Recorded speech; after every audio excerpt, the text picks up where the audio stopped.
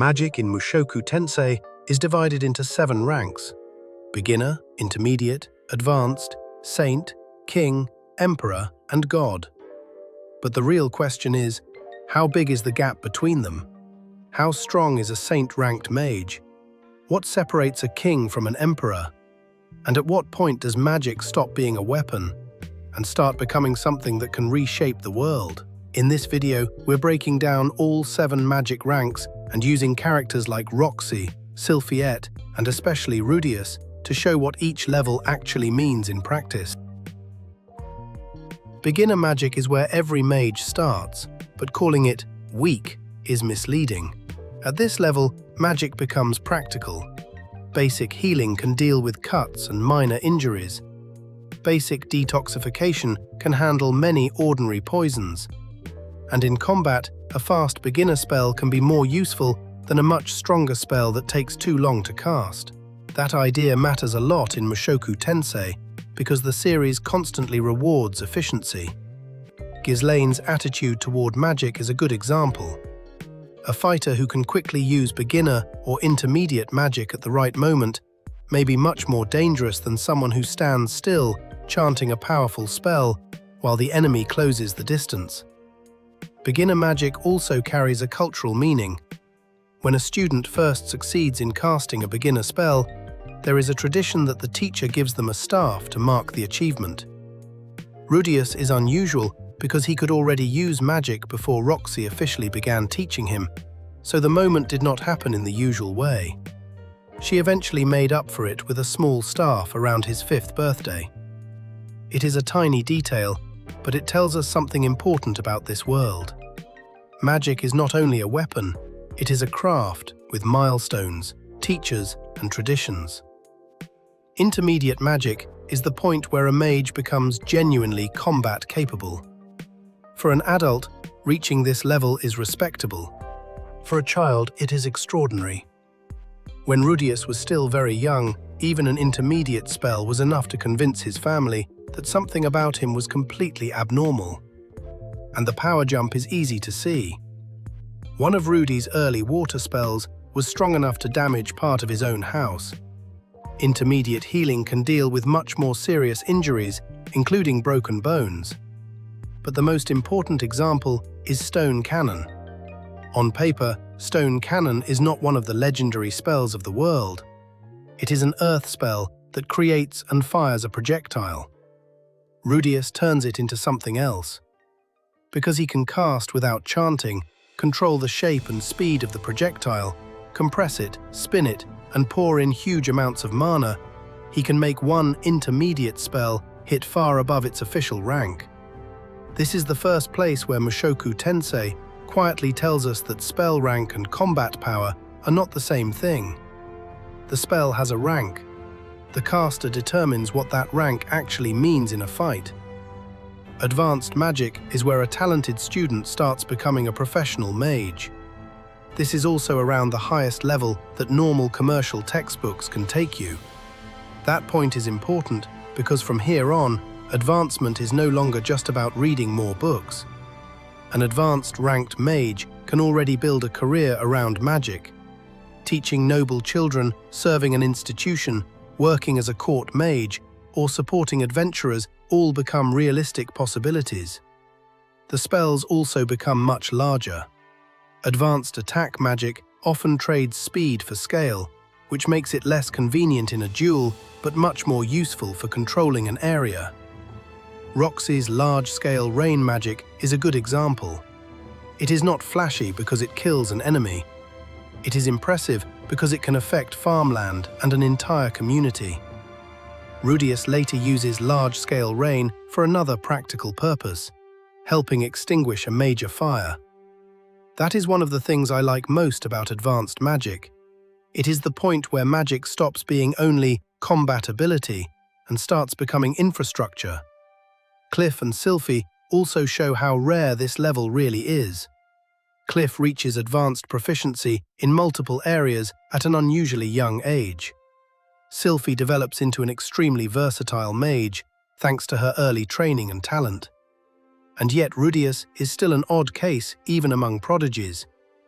He can cast many offensive spells without chanting, but healing magic does not come to him the same way. That limitation is a reminder that being gifted at magic does not mean being equally gifted in every branch. Saint rank is where the system changes. Below Saint rank, magic is mostly something a skilled individual uses. At Saint rank, a single spell can begin to matter on the scale of a battlefield. This is why Saint-ranked mages earn titles tied to their element. A water saint or fire saint is no longer just someone who knows magic. Their rank becomes part of their identity and social status. The problem is access. Ordinary textbooks do not simply hand you saint-ranked spells. To go further, a mage usually needs advanced education, a powerful organization, or a teacher who already possesses higher-ranked knowledge. The spells themselves also become difficult to deploy. The famous example is the large weather spell Roxy uses for Rudeus's graduation test. Even Roxy, who is skilled at shortening incantations, still needs a serious chant when dealing with magic at this level. Then Rudeus copies the spell. Except Rudy does not reproduce Roxy's result. He feeds so much mana into it that the scale becomes far more extreme, creating a violent storm. That moment is important for two reasons. First, it earns him recognition as a water saint.